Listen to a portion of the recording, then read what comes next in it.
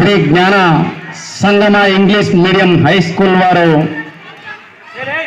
యాజమాన్యానికి అలాగే ఆణిముత్యాలకు ఆణిముత్యాలను కన్న తల్లిదండ్రులకు ప్రత్యేకంగా 78వ స్వాతంత్ర దినోత్సవం మనస్ఫూర్తిగా తెలియజేస్తున్నాం.